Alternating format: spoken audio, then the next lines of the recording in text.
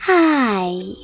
In front of me is Lenovo Tab M10 Plus, and today I would like to show you how you can switch on or off app notifications on this tablet.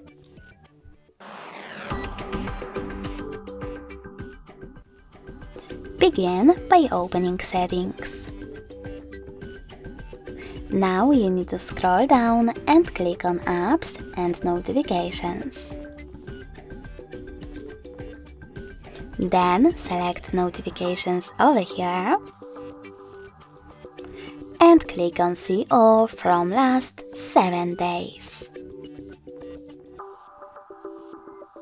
Finally, click on the switcher next to an app from which you want to disable notifications, in my case Chrome.